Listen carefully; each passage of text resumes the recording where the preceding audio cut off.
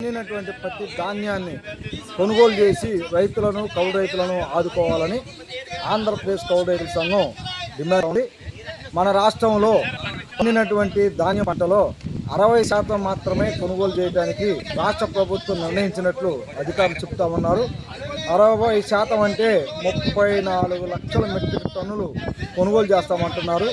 కానీ ఈ సంవత్సరం సాగైనటువంటి వరి పంటలో దాదాపు 70-80 లక్షల మెట్రిక్ టన్నులు దిగుబడి వస్తుందని చెప్పేసి కొన్ని అధ్యయనాలు చెప్తా ఉన్నాయి.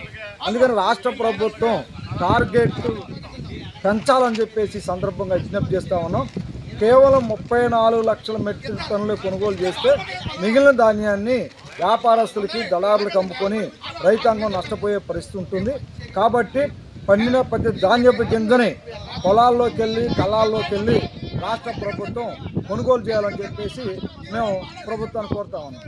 రెండో అంశం అంటే కేంద్ర ప్రభుత్వం ప్రకటించినటువంటి మద్దతు ధర క్వింటాకు ధాన్యానికి 2320 రూపాయలు ఏ గ్రేడ్ కేటాయించారు. కామన్ గ్రేడ్కి అయితేనేమో 2300 రూపాయలు మాత్రమే కేటాయించారు.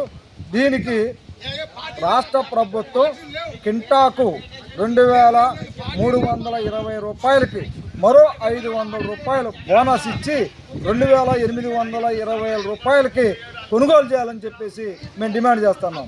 ఇప్పటికే కేరళలో అక్కడ ఉన్నటువంటి వామపక్ష ప్రభుత్వం క్వింటా ధాన్యానికి కేంద్ర ప్రభుత్వం ప్రకటించిన దానికంటే అదనంగా 500 రూపాయలు బోనస్ ఇస్తూ ఉంది. అదేవిధంగా కర్ణాటకలో కొంత బోనస్ ఇస్తూ ఉన్నారు, జార్ఖండ్లో కూడా కొంత బోనస్ ఇస్తూ ఉన్నారు, తెలంగాణలో కూడా సన్నాలకు 500 రూపాయలు బోనస్ ఇస్తామని చెప్పేసి ప్రభుత్వం చెప్తూ ఉంది. అలాంటప్పుడు ఆంధ్రప్రదేశ్ ప్రభుత్వం కూడా ఇక్కడ ధాన్యం రైతులను ఆదుకోవడానికి క్వింటాకి 500 రూపాయలు బోనస్ ప్రకటించి ఆదుకునే దానికోసం యుద్ధ ప్రాతిపదిక మీద చర్యలు తీసుకోవాలని చెప్పేసి కోరుతా ఉన్నాం. అంతేకాకుండా వాతావరణ సూచనల ప్రకారం చూస్తే 2-3 రోజుల్లో తుఫాను రాబోతుందని చెప్పేసి హెచ్చరికలు చేస్తూ ఉన్నారు. దీంతో ధాన్యం రైతులు తీవ్రమైన ఆవేదన చెందుతూ ఉన్నారు. ధాన్యాన్ని కొనుగోలు కేంద్రాలు తీసుకెళ్తే తేమ శాతం ఎక్కువ ఉందని చెప్పేసి తిరిగి పంపిస్తూ ఉన్నారు. అంతేకాకుండా కొన్ని కొనుగోలు కేంద్రాల్లో తేమ శాతం 17 వస్తుంది.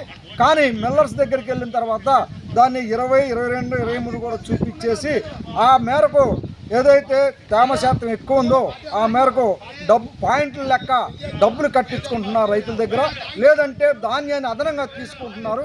ఈ విధంగా రైతుల కష్టార్జితాన్ని ఇక్కడ ఆర్ఎస్కే కేంద్రంలో ఉన్నవాళ్ళు, కొనుగోలు కేంద్రంలో ఉన్నవాళ్ళు, అక్కడ మిల్లర్స్ దగ్గర ఉన్నటువంటి కస్టోడియన్ ఆఫీసరు, మిల్లర్స్ మరి వీళ్ళంతా ఒక సిండికేట్ అయ్యారా, ఆ విధంగా రైతుల ధాన్యాన్ని కాజేస్తున్నారా అని చెప్పేసి అనుమానం వస్తూ ఉంది. దీని మీద రాష్ట్ర ప్రభుత్వం యుద్ధ ప్రాతిపదిక మీద కొన్ని బృందాలను ఏర్పాటు చేసి కొనుగోలు కేంద్రాలను పరిశీలించడం, రైతులతో మాట్లాడటం, మిల్లర్స్ దగ్గర ఉన్నటువంటి కస్టోడియన్ ఆఫీసర్ల దగ్గర కూడా నిఘా పెట్టే కార్యక్రమం చేయకపోతే మాత్రం రైతులు తీవ్రంగా నష్టపోయే అవకాశం ఉంది. ఈ చర్యలు ప్రభుత్వం తీసుకోవాలని చెప్పేసి మేము కోరుతా ఉన్నాం. మూడో అంశం అంటే రాష్ట్ర ప్రభుత్వం ఫామ్ గేట్ పథకం కింద అంటే రైతుల దగ్గరికి వెళ్ళి ధాన్యం సేకరిస్తానంటున్నారు. నాణ్యమైన గోను సంచులు ఇస్తున్నామని చెప్తా ఉన్నారు. అమాలి ఛార్జీలు కూడా మేము ఇస్తున్నామని చెప్పేసి ప్రభుత్వం చెప్తా ఉంది. కానీ ఈరోజు పశ్చిమ గోదావరి జిల్లా భీమవరం మండలంలోను, గణపారం మండలంలోను, పెంటపాడు మండలాల్లో మేము తిరిగితే చాలా గ్రామాల్లో చెప్పేదేనంటే నాణ్యమైనటువంటి గోను సంచులు ఇవ్వట్లేదు, అన్నీ చినిగిపోయిన సంచులు, బొక్కలు ఉన్నటువంటి సంచులు, చిన్నులు ఉన్నటువంటి సంచులు ఇస్తూ ఉన్నారు. దాని ద్వారా మేము ధాన్యం ఎలా నింపేదని చెప్పేసి ఆవేదన చెందుతూ ఉన్నారు. రెండో విషయం అంటే మొదటగా ట్రాన్స్పోర్ట్ ఛార్జీలు రైతునే భరించమని చెప్తా ఉన్నారు. అమాలి ఛార్జీలు కూడా రైతే భరించాలని చెప్పి చెప్తా ఉన్నారు. ఈ 3 ట్రాన్స్పోర్ట్ ఛార్జీలు, అమాలి ఛార్జీలు, గోను సంచులు కూడా అవసరమైన కాడ రైతులు కొనుగోలు చేస్తూ ఉన్నారు. ఈ డబ్బుల్ని రైతులకి వచ్చే రావని కూడా గ్యారెంటీ లేదని చెప్తున్నటువంటి పరిస్థితి కూడా కనిపిస్తూ ఉంది. కౌలు రైతులకైతే మేము ఇప్పుడు ఉన్నటువంటి పెంటపాడు గ్రామానికి సంబంధించినటువంటి కొన్ని చుట్టుపక్కల గ్రామాలు కూడా పరిశీలించాం. ఎక్కువ మంది 80% మంది కౌలు రైతులు. ఈ కౌలు రైతులు తమ పండిన పంటని కొనుగోలు కేంద్రాల దగ్గరికి వెళ్ళి అమ్ముకోవాలంటే ఈ క్రాప్ బుకింగ్లో పేరు లేదు, 200 కౌలు గుర్తింపు కార్డు కూడా లేదు. కాబట్టి భూ యజమానుల పేరు మీదే ధాన్యం అమ్ముకుంటున్నారు. ధాన్యం అమ్ముకున్న డబ్బులు మాత్రం ఇస్తున్నారు, కానీ అమాల్ ఛార్జీలు, ట్రాన్స్పోర్ట్ ఛార్జీలు, గోను సంచి డబ్బులు ఇస్తారో ఎవరో అయితే మాకు అయోమయంగా ఉందని చెప్పేసి కౌలు రైతులు ఆవేదన చెందుతూ ఉన్నారు. కౌలు రైతులే పంటలు పండిస్తున్నారు, కౌలు రైతులే సాగు చేస్తున్నారు, కౌలు రైతులే పెట్టుబడి పెడుతున్నారు. కానీ పంట అమ్ముకునే సమయానికి వచ్చేలకే భూ యజమానుల పేరు మీద తోలటం అనేది చాలా ఇబ్బంది పడుతున్న పరిస్థితి కూడా కనిపిస్తూ ఉంది. అందుకని రాష్ట్ర ప్రభుత్వం ఈ క్రాప్లో బుకింగ్లో నమోదు కానటువంటి కౌలు రైతులకి సాగు ధృవీకరణ పత్రాలు వెంటనే ఇచ్చి ఆ ద్వారా పంటలు కొనుగోలు చేసే దానికోసం చర్యలు తీసుకోవాలని చెప్తా ఉన్నాం. అంతేకాకుండా వాతావరణ పరిస్థితి చూసినప్పుడు భయాందోళన చెందుతున్న నేపథ్యంలో వాళ్ళకి ఉన్న పంటని కాపాడుకోవడానికి టార్పాలిన్ పట్టాలు రెడీ చేసామని ప్రభుత్వం చెబుతోంది. మేము పరిశీలించిన ప్రాంతాల్లో ఎక్కడికి వెళ్ళి చూసినా ఒక టార్పాలిన్ పట్టాలు ఇచ్చినటువంటి పరిస్థితి లేదు. అందుకని ఇప్పుడైనా ప్రభుత్వం ఆ టార్పాలిన్ పట్టాలు కొనుగోలు చేసి తుఫాను ప్రభావిత ప్రాంతాలు ఉన్నటువంటి ఏరియాల్లో రైతులకి ఈ టార్పాలిన్ పట్టాలు ఇచ్చి ఉన్న ధాన్యాన్ని కాపాడుకునే దానికి ప్రయత్నం చేసేదానికోసం ప్రభుత్వం చర్యలు తీసుకోవాలా. అంతేకాకుండా వ్యవసాయ శాఖ, రెవెన్యూ శాఖ తదితర సంబంధిత శాఖలను రంగులో దించి ఒడ్డుకొచ్చినటువంటి ప్రతి గింజని కొనుగోలు చేసే దానికోసం యుద్ధ ప్రాతిపదిక మీద సిబ్బందిని ఏర్పాట్లు చేయాలని చెప్పేసి అడుగుతాను. అంతేకాకుండా ఒకవేళ కొనుగోలు చేయడం సాధ్యం కాకపోతే గోడౌన్లు ఈ ధాన్యాన్ని నిలబెట్టుకునే దానికోసం రైతుల పేరు మీద దాచేదానికోసం అంటే ఆ సౌకర్యం కూడా కల్పించాల్సినటువంటి అవసరం ఉంది. ఈ చర్య కూడా ప్రభుత్వం తీసుకోవాలని చెప్పేసి కోరుతా ఉన్నాం. ఈ విధంగా ఈ వాతావరణ సూచనలు రైతాంగంలో తీవ్రమైన భయ ఆందోళన జరుగుతున్నాయి కాబట్టి ఉన్న ధాన్యం మొత్తాన్ని కొనుగోలు చేయాల్సినటువంటి అవసరం ఉన్నది. ఆ విధంగా రైతుల్ని, కౌలు రైతులను ఆదుకోవాల్సినటువంటి కూడా అవసరం కూడా ఉందని చెప్తా ఉన్నాం. అందుకని ఈ పద్ధతుల్లో ధాన్యం కొనుగోలులో రైతులకు వస్తున్న ఇబ్బందుల సమస్యల్ని, అదేవిధంగా కౌలు రైతుల సమస్యని అర్థం చేసుకోవడానికి కొన్ని బృందాలు ఏర్పాటు చేసి పొలాల్లోకి వెళ్ళి, కళ్ళాల్లోకి వెళ్ళి రైతుల యొక్క ఆవేదన, రైతుల యొక్క బాధను అర్థం చేసుకొని యుద్ధ ప్రాతిపదిక మీద దాన్ని కొనుగోలు చేయాలి. ఒకవేళ ప్రభుత్వం ధాన్యాన్ని కొనుగోలు చేయకపోతే తేమ శాతం పేరు చెప్పి కొంతమంది అధికారులు ఇబ్బంది పెడతా ఉన్నారు.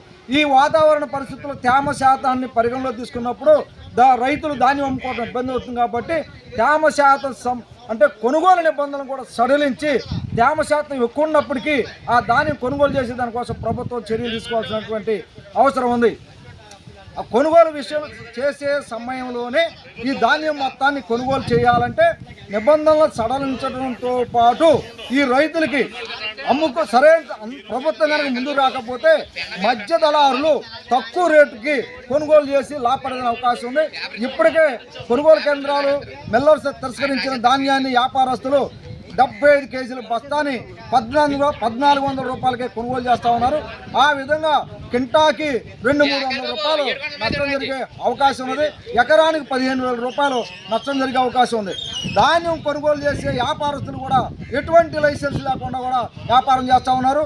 డబ్బులు ఇస్తామని చెప్పేసి ధాన్యం కొంటున్నారు. ఆ తర్వాత పారిపోయి దివాళా తీసిన పరిస్థితి కూడా ఉన్నాయి. అందుకనే లైసెన్సులు రాష్ట్ర ప్రభుత్వం ధాన్య వ్యాపారస్తులకు ఇవ్వాలి. ఒకవేళ లైసెన్స్ లేకోకుండా, ప్రభుత్వ అనుమతి లేకుండా ప్రైవేట్ వ్యాపారస్తులు ఎవరన్నా ధాన్యాన్ని కొనుగోలు చేస్తే వాళ్ళు సకాలంలో డబ్బులు ఇవ్వకపోతే మాత్రం వాళ్ళ మీద చర్యలు తీసుకునే దానికోసం ఒక నూతన విధానం కూడా తీసుకురావాల్సినటువంటి అవసరం ఉంది.